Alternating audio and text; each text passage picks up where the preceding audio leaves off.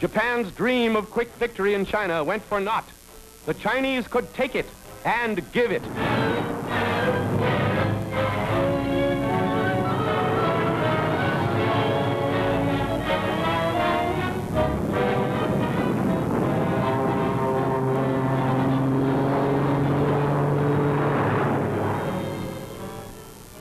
U.S. rights in the Orient meant nothing to the Japs. Bombs fell on our hospitals, although these institutions were plainly marked. Drunk with the lust for power and aggression, their eyes were blinded to all signs of humanity.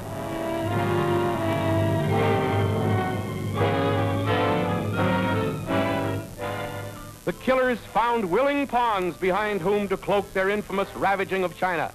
In Nanking, they set up another puppet government to do their will, headed by a former premier of China, Wang Qingwai.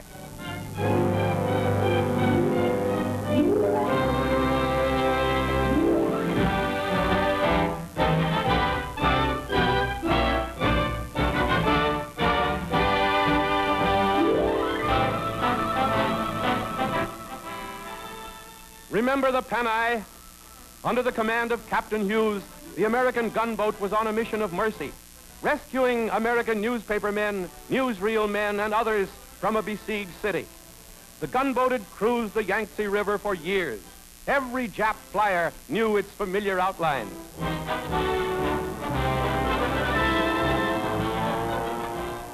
Without warning came the Jap dive bombers.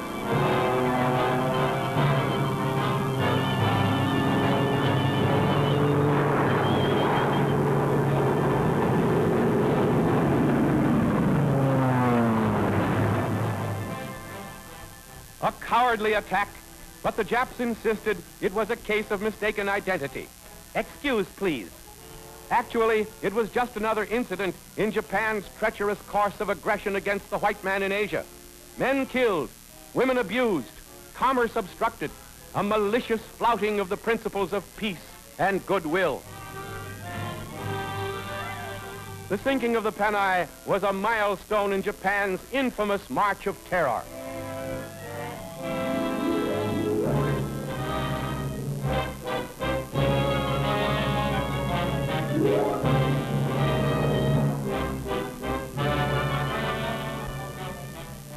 The Burma Road, long the only lifeline of supplies for China's gallant army, has been bombed time and time again by the Japs. Not all of her planes are good, but she has plenty of them.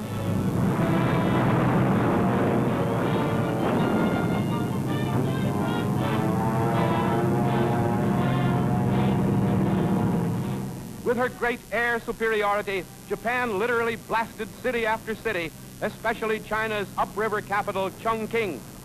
And this is the way the Japanese later bombed their way to victory in Malaya, Singapore, and the Dutch East Indies. Air superiority, the answer to Japan's surprising successes. Only a greater air force can smack her down. Chongqing bombed day after day, more than 100 times in all. And time after time, its brave people flee to the hills, determined to hang on. The fate of city after city in the Orient, and even at the gates of Australia. What next? Seattle, Portland, San Francisco, Los Angeles? Perhaps. So the Japs think, but a great America is now aroused. Under bomb and air blitz, China's Angel of Mercy carries on.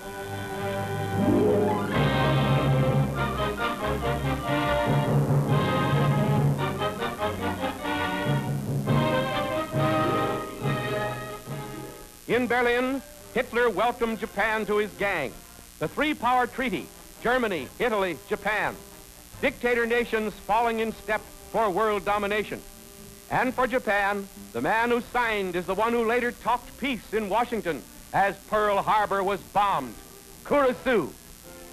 Later in Moscow, the wily Jap Matsuoka signed a non-aggression pact to keep Russia off Japan's back. They well knew the short bombing range from Vladivostok to Tokyo. Japan thus got a free hand in the Orient. Or did she? We shall see.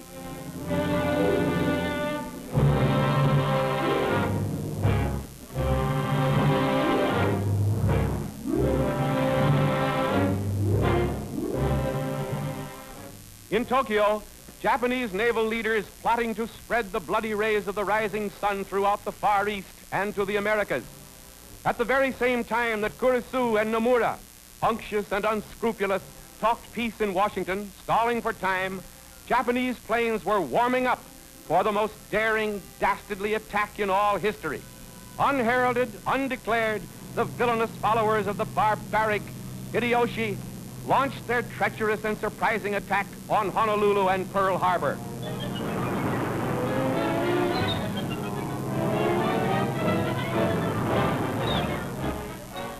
Undeclared war on the United States, the crime of the centuries, death and destruction as gratitude for years of peace and helpful friendship, murder of the innocents here and in the Philippines, an attack that aroused all American nations to the menace of Axis world domination.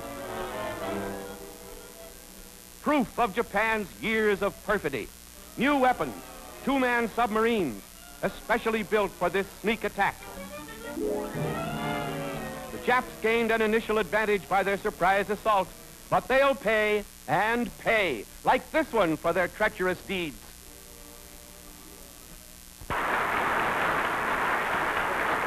No matter how long it may take us to overcome this premeditated invasion, the American people in their righteous might will win through to absolute victory.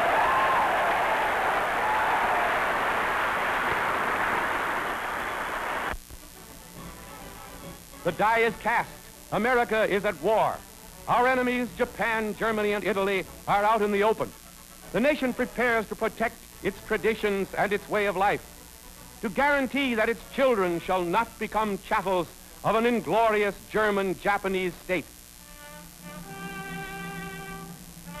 Those who gave their lives that fateful Sunday morning at Pearl Harbor will never be forgotten. Their sacrifice has brought a new unity to us.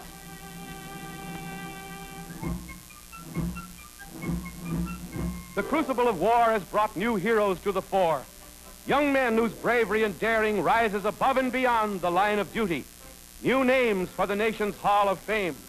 A growing chronicle of valorous deeds that proves the red blood of courage still runs strong in American youth. With men such as these to fight her battle against despotism, America can't lose.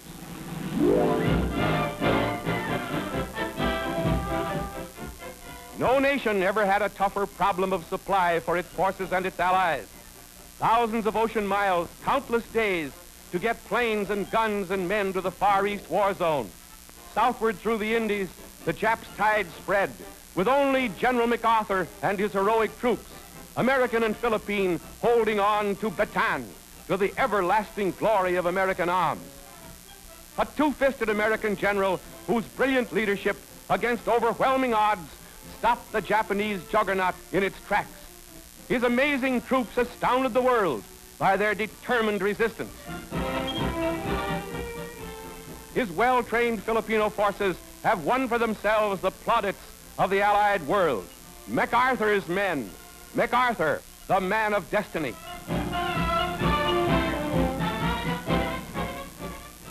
The mighty guns of Corregidor speak the only language Nippon's power-seeking fanatics understand.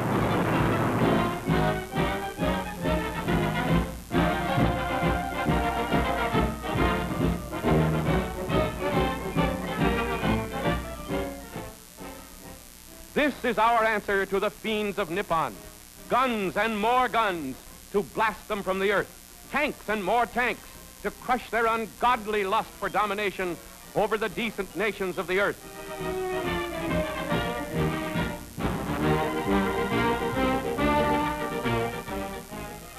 The cost will be high for ships and planes and all that goes to make victory possible. The toll will be high in lives as well. But no matter what the price, no matter what the sacrifice, for every one of us, the menace of the rising sun and of the Nazi monster must be ended for all time. In this critical hour of our nation's destiny, the spirit of Washington bids us pray and work and fight for freedom. With General MacArthur in command, leading the combined forces of freedom, our victory drive in the South Pacific must not stop until Japan itself is overrun and conquered. The way to victory is plain. So wake up, America. We must win or die.